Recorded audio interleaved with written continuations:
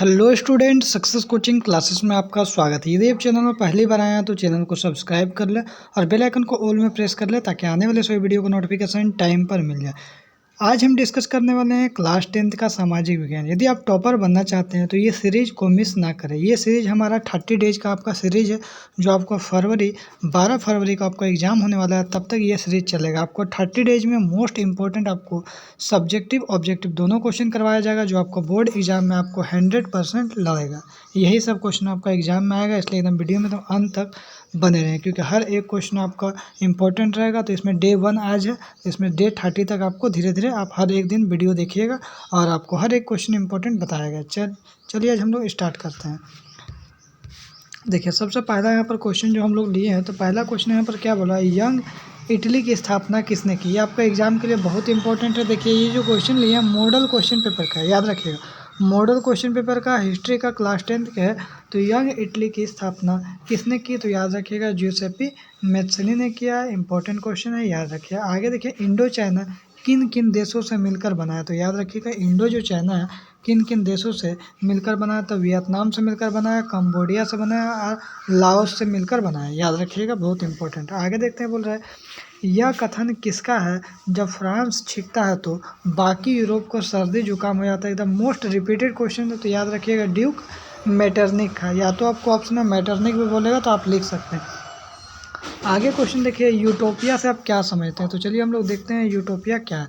तो देखिए, लिखेंगे सभी प्रकार के भेदभावों से मुक्त, सभी प्रकार का जितना भी भेदभाव होता है से मुक्त ऐसे आदर्श समाज की कल्पना करना जिसे वास्तविकता में धरातल पर लाना लगभग असंभव है। अब ऐसा आज के डेट में हो सकता है, छुआछूत को रोक सकते हैं, नहीं रोक सकते हैं। तो जितना भी प्रकार का जो भेदभाव है, तो ऐसा आदर्श समाज की कल्पना करना जिसे वास्तविकता पर नहीं हो सकता, धरातल पर लाना असंभव है, उसी को हम लोग क्या बोलते हैं, यूटोपिया के नाम से जाना जाता है। देखिए, आप इम्पोर्टेंट है जो आपको अच्छा से समझिए, चीज़ों को बार बार आपको रटने से अच्छा है चीज़ों को समझिए और खुद से अपना लैंग्वेज में लिखने का कोशिश करिए।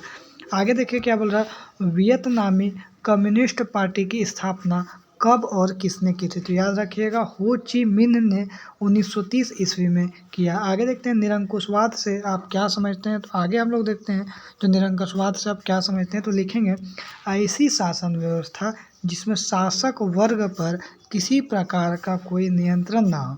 क्या लिखेंगे, ऐसी शासन व्यवस्था जिसमें शासक वर्ग पर किसी भी प्रकार का कोई भी अंकुश नियंत्रण ना हो, उसको निरंकुशवाद के नाम से जाना जाता है। ठीक है, आगे देखते हैं क्या बोल रहा है।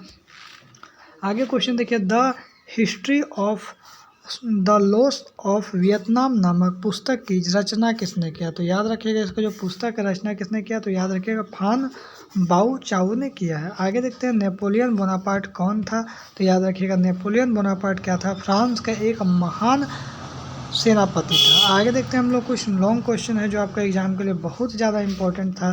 फ्रांसीसी क्रांति के बीच सामूहिक पहचान का भाव पैदा करने के लिए फ्रांसीसी क्रांतिकारियों को ने क्या कदम उठाया, जो आपको मोस्ट रिपीटेड क्वेश्चन है। तो चलिए हम लोग देखते हैं। 1789 ईस्वी में एक विशाल जन क्रांति ने निरंकुश राजतंत्र को समाप्त कर दिया तथा व्यापक जो है राजनीतिक और संवैधानिक बदलावों के बीच जनतंत्र स्थापित हुई। क्लियर है। अब प्रभुसत्ता राजतंत्र के हाथों से निकलकर फ्रांसीसी नागरिकों के समूह में हस्तांतरित हो गई। आगे देखिए, नागरिकों में सामूहिक पहचान भाव पैदा करने के लिए निम्नलिखित उपाय है। चलिए हम लोग उपाय को देखते हैं क्या क्या हमारा उपाय है। तो सबसे पहले हम लोग देखेंगे पृथ्वी तथा नागरिक जैसे राष्ट्रवादी विचारों का प्रोत्साहन दिया जाए, उसको बढ़ावा दिया जाए। आगे लिखेंगे नागरिकों को एक समान अधिकार दिया जाए, सभी नागरिकों को समान अधिकार मिला जाए और समर्थन किया गया। आगे तीसरा पॉइंट लिखेंगे नए राष्ट्रध्वज का भी निर्माण किया जाए। चौथा पॉइंट लिखेंगे सभी नागरिकों के लिए एक समान कानून बनाया जाए, हर एक नागरिक के लिए समान कानून हो। पांचवा पॉइंट क्या लिखेंगे, क्षेत्रीय बालियों के स्थान पर फ्रेंच को आम लोगों की भाषा बनाने का प्रयास किया जाए। देखिए, कम से कम आपको 5 नंबर का तो 6 से 7 पॉइंट आपको लिखना पड़ेगा। आगे देखिए बोल रहा है स्टेट्स जनरल का नाम बदलकर नेशनल असेंबली रखा गया है तथा इनका चुनाव जो सक्रिय है नागरिकों का समूह किया गया। आगे देखिए यहाँ पर बोल रहा है जो आंतरिक जो है आयात निर्यात शुल्क भी समाप्त कर दिया जाए। उसके बाद देखते हैं हम लोग मोस्ट इम्पोर्टेंट क्वेश्चन आपके लिए लेकर आ गए हैं। तो जो हमारा जो क्वेश्चन है, क्या मारियान और जर्मेनिया कौन थे, चलिए इसके बारे में डिटेल बताएंगे। फिर जिस तरह उन्हें चित्रित किया गया उसका क्या महत्व बनता है।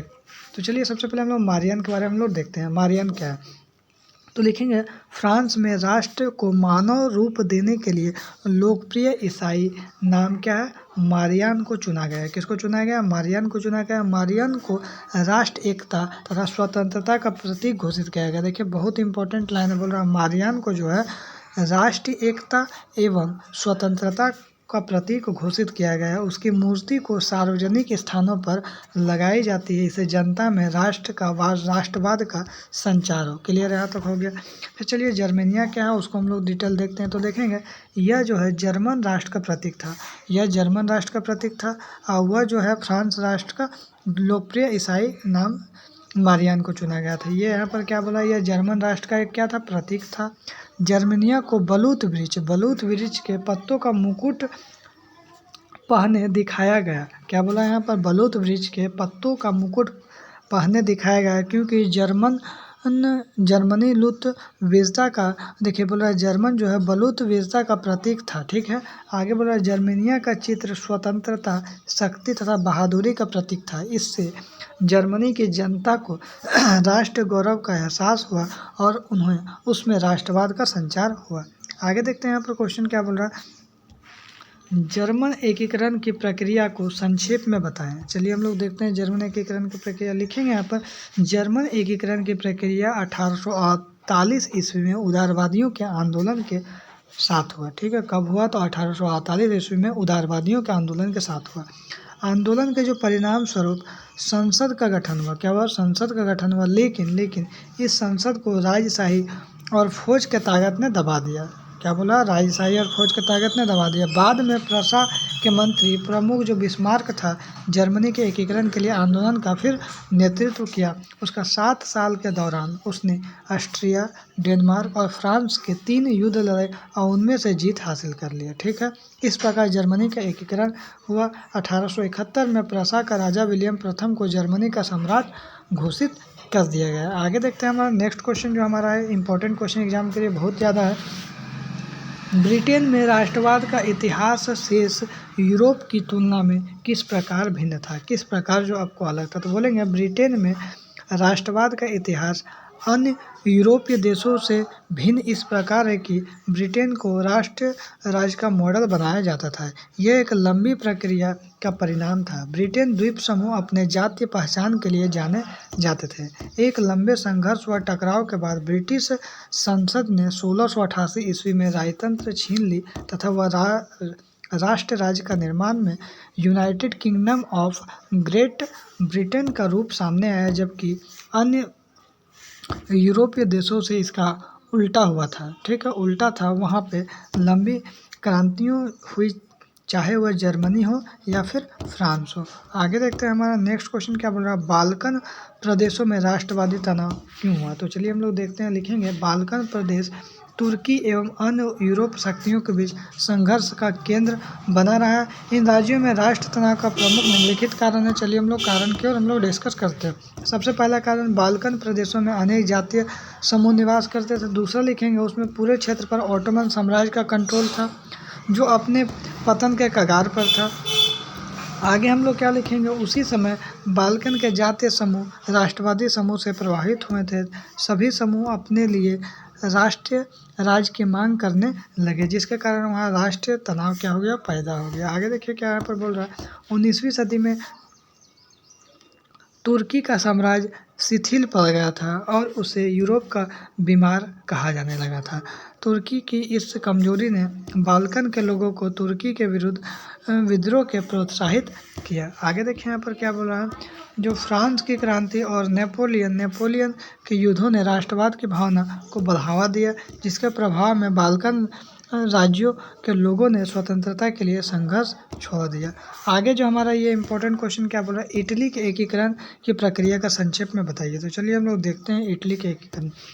लिखेंगे 19वीं सदी में इटली 7 राज्यों में बटा था। कितने राज्यों में बटा था, 7 राज्यों में बटा था। इंपॉर्टेंट लाइन है। आगे देखिए 1830 ईस्वी में जूसेपी मेत्सी ने इटली के एकीकरण का प्रयास किया। इसके लिए उसने यंग इटली तथा यंग यूरोप नामक दो गुप्त संगठन बनाए। क्या क्या बनाया?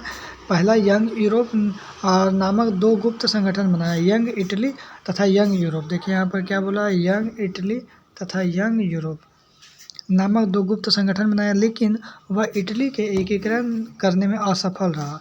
इसके बाद इटली के एकीकरण का जो नेतृत्व है काउंट कैमिलो दे काबूर को दे दिया। ठीक है, काउंट दे काबूर ने किया। वर्ष सार्डिनिया पीडामाउंट के शासक का प्रमुख मंत्री था। क्या था? जो सार्डिनिया था, पीडामेंट के शासक का प्रमुख मंत्री था, उसने इटली के एकीकरण का नेतृत्व किया है। आगे यहाँ पर बोल रहा है 1859 ईस्वी में उसने ऑस्ट्रिया को पराजित किया और इटली के एकीकरण के लिए गौरी बाल्डी को प्रेरित किया। इस प्रकार 1871 ईस्वी में इटली का एकीकरण पूरा हो गया। तो देखिए आज ज़्यादा लंबा वीडियो नहीं बनाते हैं, क्योंकि ज़्यादा लंबा वीडियो बना देने से क्या होगा, लोग इंटरेस्ट कम दिखाता है ना, तो इसलिए कम वीडियो ज़्यादा से ज़्यादा क्वेश्चन हम लोग करने की कोशिश करेंगे। यदि आपको वीडियो अच्छा लगे तो लाइक करिएगा, शेयर करिएगा, और चैनल में नए हैं तो सब्सक्राइब जरूर करिए, क्योंकि आपके 30 डेज का आपको सीरीज चलने वाला है। कितना डेज का चलेगा? 30 डेज का सीरीज चलेगा। जब कब आपका एग्ज़ाम नहीं खत्म होता तब तक यह सीरीज चलेगा, जो आपको मोस्ट इम्पॉर्टेंट आपको क्वेश्चन मिलेगा, इसलिए वीडियो में एकदम अंत तक रहे। और यदि आपको वीडियो अच्छा लगे तो लाइक शेयर कर लीजिएगा। फिर मिलते हैं हम लोग नेक्स्ट वीडियो में। Thank you so much.